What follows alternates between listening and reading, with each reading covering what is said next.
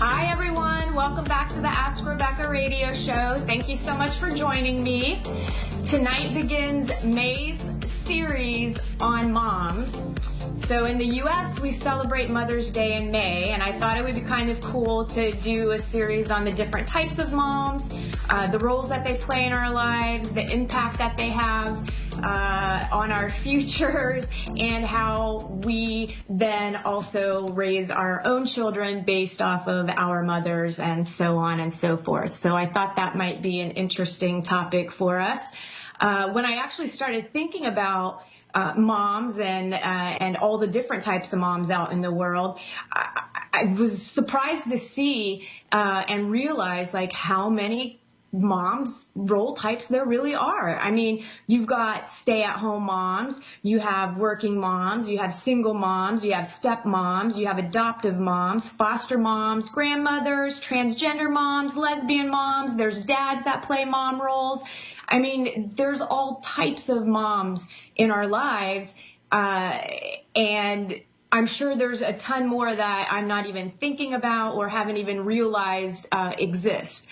Then there's also different personality types. So, you have the mothers that are complete and whole, and they're loving and nurturing and caring, and they really have this whole mother thing down.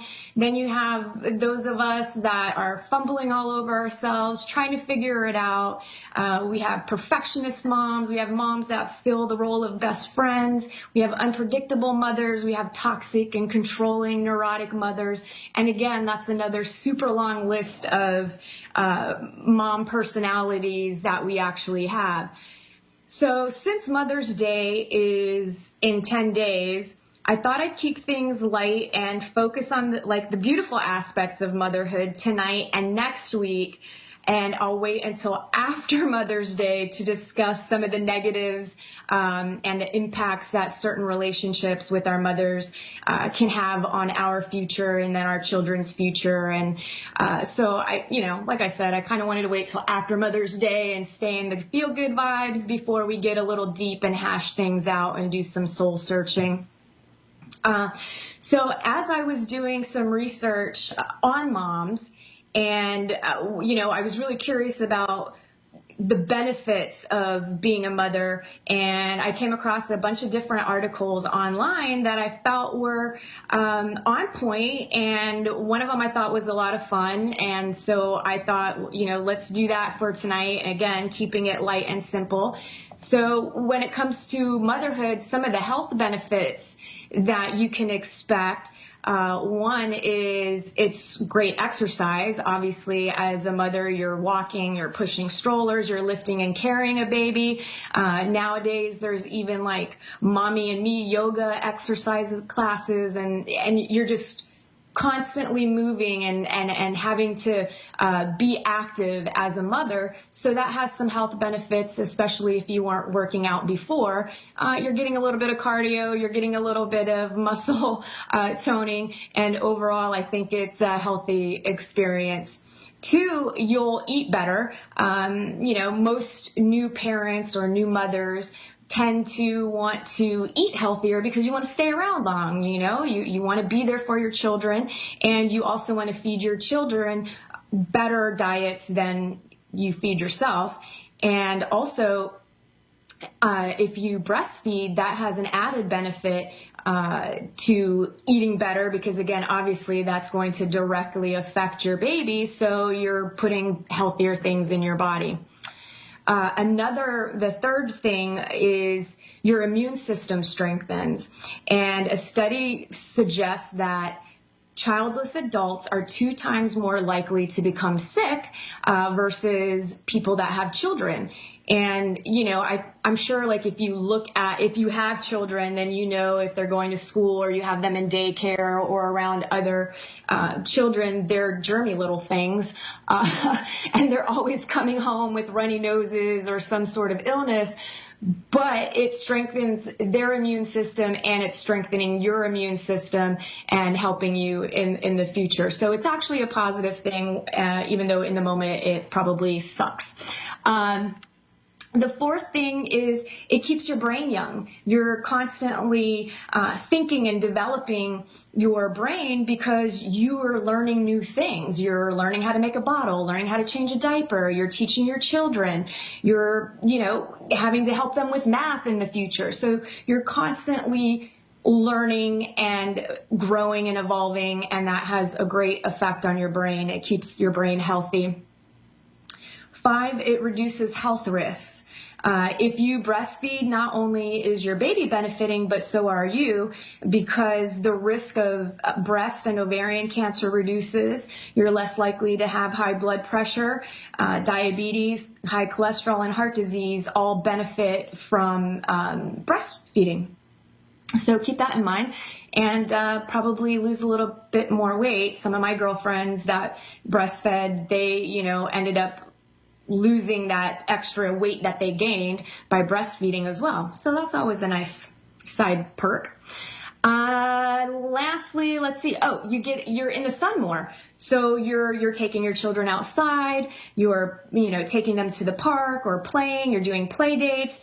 So, or you're going, as they get older, you might enroll your children into different sports activities. So you're going outside a lot, and, the benefit of being outside is increased oxygen levels, and not only that, but you have an increased level of vitamin D, which keeps your bones healthy.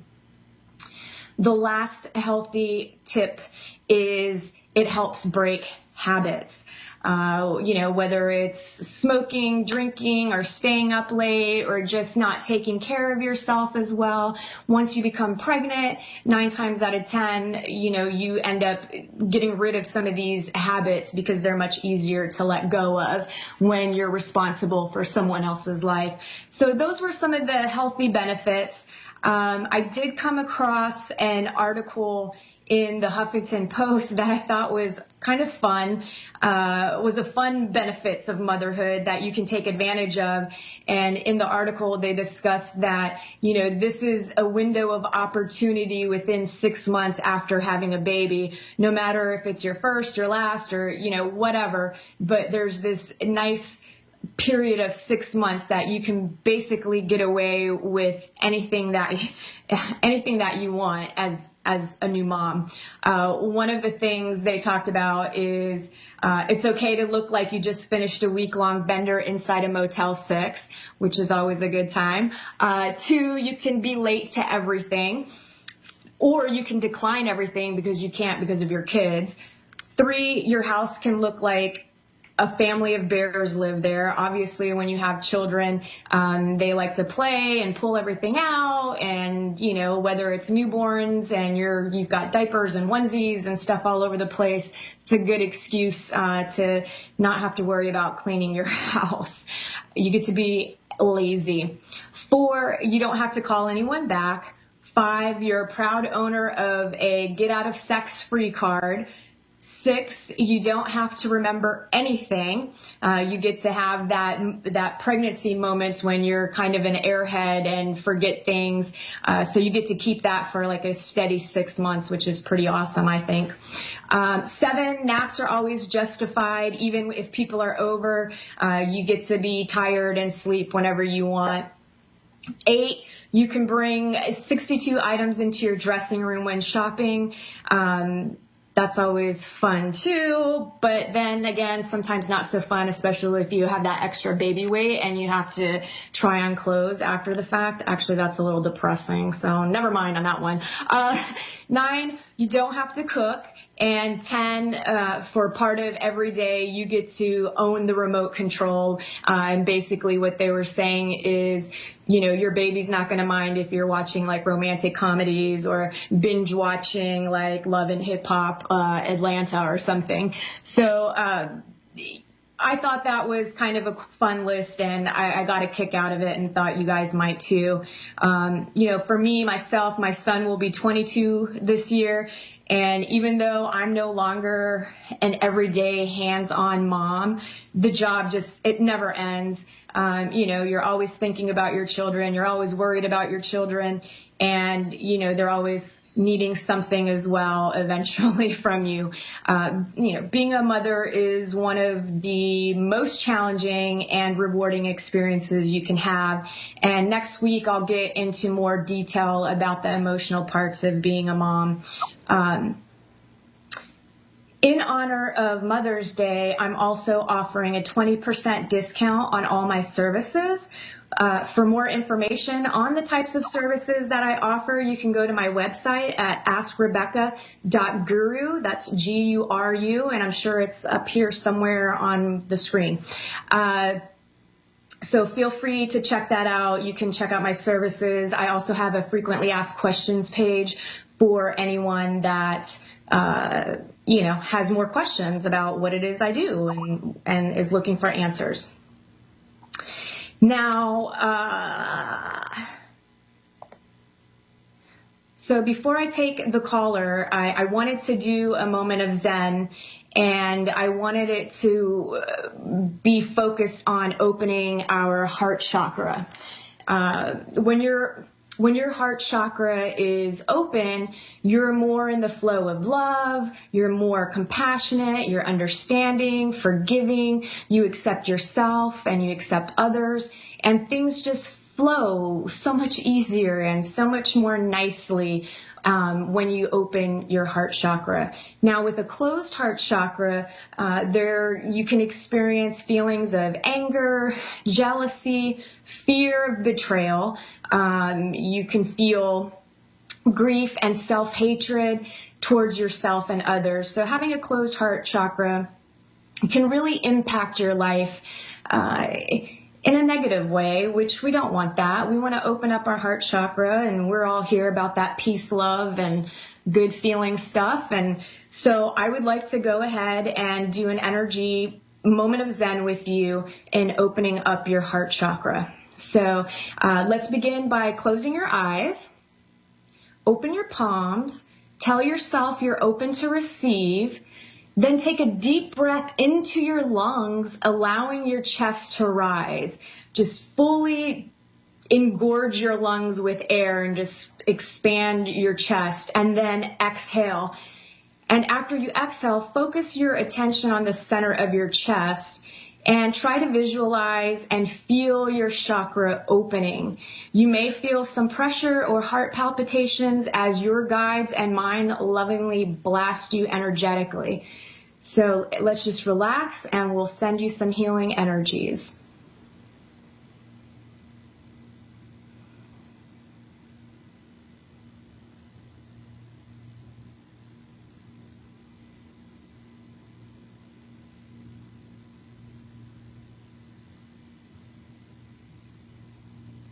All right, let's open our eyes.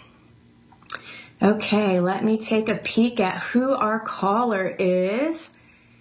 Hi, Nikki. Nikki from Sydney, Australia. Hi. How are you? I'm good, thanks. How are you going? Pretty good, pretty good. It's almost the weekend, so that's always a good thing, right? Definitely. So I'm sure that you have specific questions for me. So feel free to ask me anything that you would like to know about. I did have a couple of impressions. I feel like there's some, if these sudden changes haven't already happened in your life, I feel like within the next 30 days or so, you can expect some unexpected sudden changes that might throw you out of your comfort zone. And I feel like you need to just roll with the changes, try not to be resistant to them. I feel like it could be sudden reveals. Maybe there's a choice or a decision that you need to make, and you're hesitant about making it, that it could cause disruption in your life or the family life or work environment, some sort of disruption connected to a decision and maybe even a feeling of being out of control.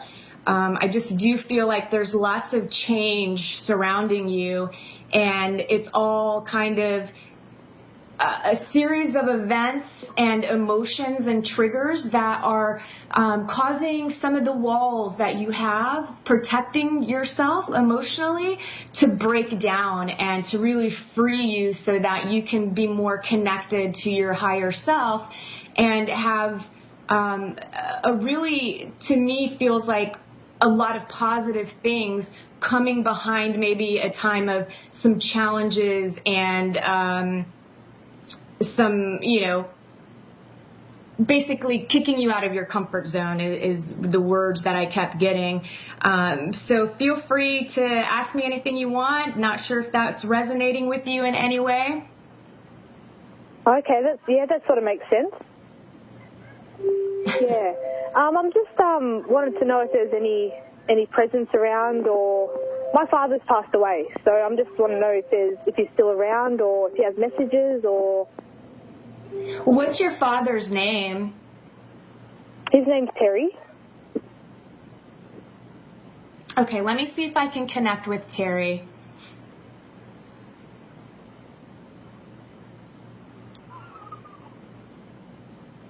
Did he cross over like a couple of years ago? I feel like it's more than 1 year, maybe 2 years or more. Yeah. No. Oh. Yeah, a while ago. Okay.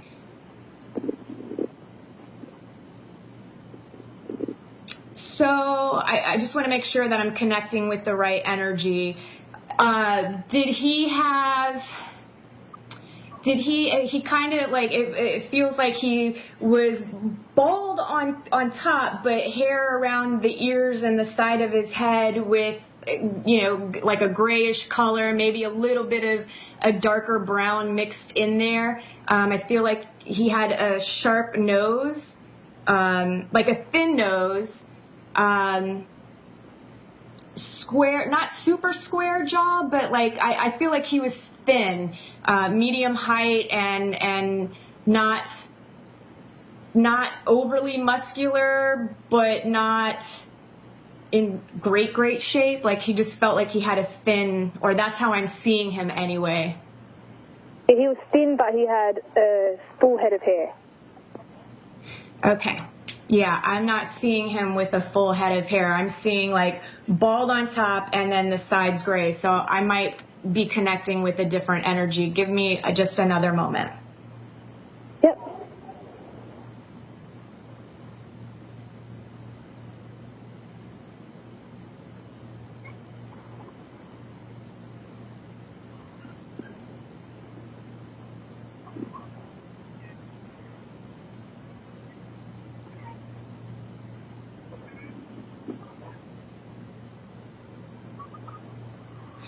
Okay.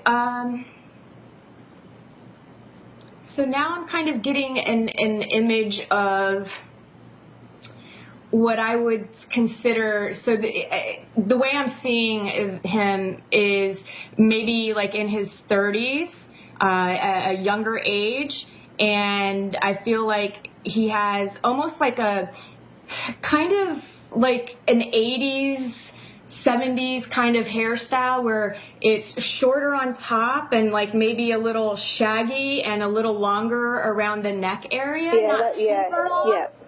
I'm sorry? Yes, that's correct. He did, yeah. Oh, okay. So he kind of reminds me of, like, I almost see him as like this kind of like rock star, or I don't know, like he just has the vibe that I have is like this personality of almost like, how Mick Jagger kind of carries himself, like he feels fluid in motion when he's moving. Yeah.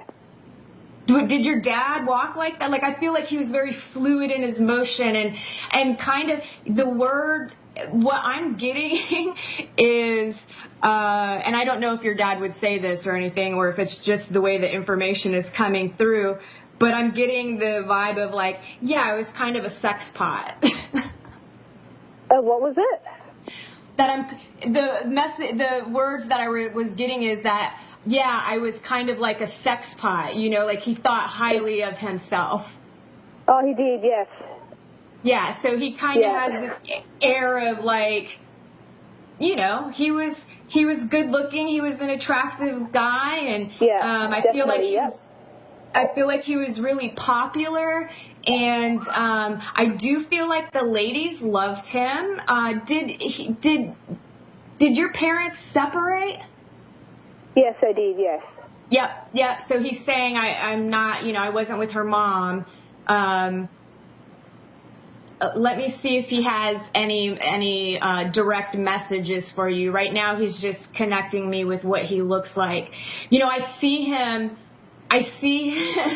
in jeans with no shirt on. Oh, wow.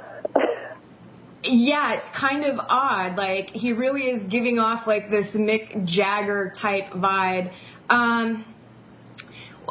Did he pass in? There's something about a car. So either he passed in a car, or he was attached to some sort of car, or something. Maybe he loved cars. He did like cars, but he didn't have a license.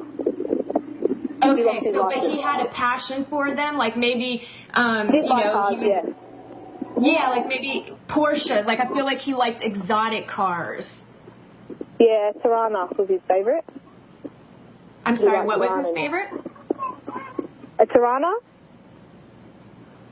Oh, okay, yeah, I don't know what that is, but... No. Okay, let me see.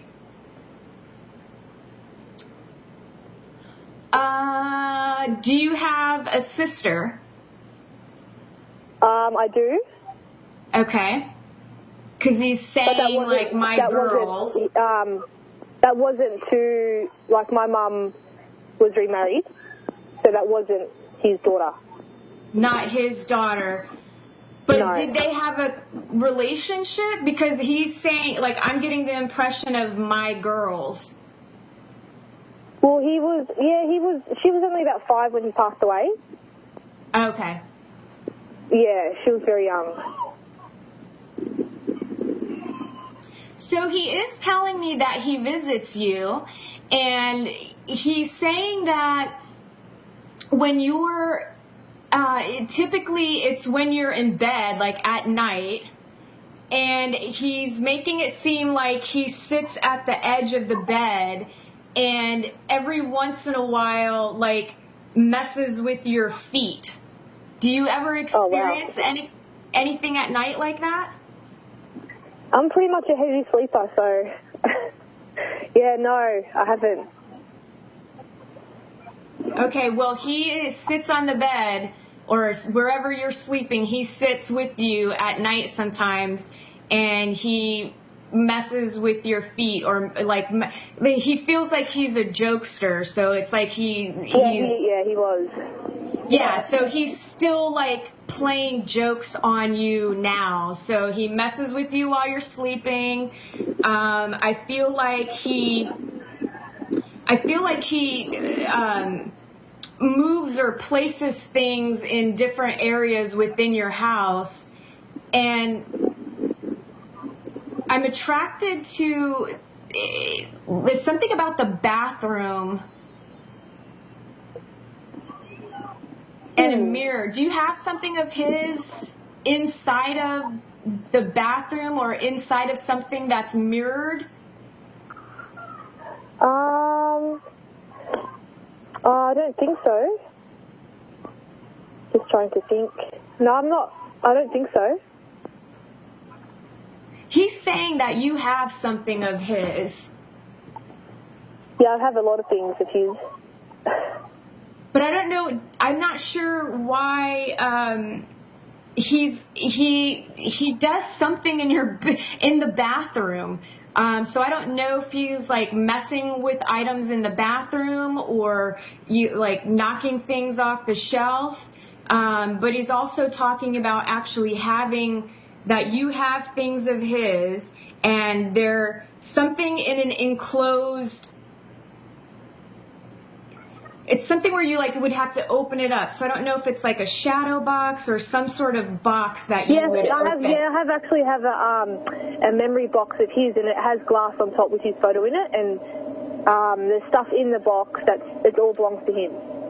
Okay, that's what he's talking about. Okay. but there's still something in the bathroom too. So maybe keep an eye out. It is in the bathroom. It is in my bathroom. Yes, it is. It is. Yes, because I've got a little bench thing, and it's in the bathroom. It's in my bathroom. See, that's hilarious because he was not letting that go. He's like, no, it's in the bathroom. Yes, no, it is. Oh my gosh. Do you have children? Do you have 2 children? He's talking about boys. I have 3. Yeah, I have 1 boy and 2 girls. 2, okay. Does one of the girls have more of like a boy energy? He's saying yeah, my daughter's rough. My daughter is rough. Yeah, she plays soccer, so... Okay, so what he's saying is she should have been a boy. She is rough, yes. Yes, so... Oh, he's saying like sometimes she's more of a boy than your son. Yes, I agree. Yes, that's true. And he's laughing about it, and he really likes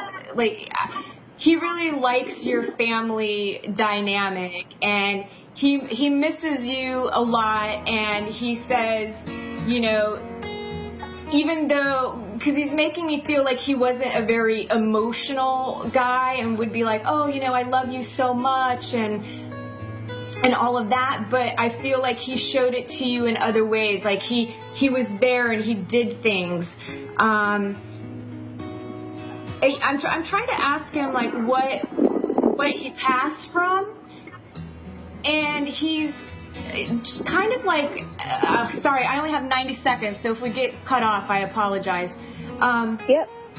I feel like, so I'm feeling something in the chest area. My chest feels heavy, but he's almost like, you know, I don't want to talk about that because like that doesn't matter anymore. He's happy, he's content, and I do feel like he's been gone for a while, so he's giving me the impression that he's actually reincarnated as well. So has he been gone like 20 years? Yeah, no, 9 years.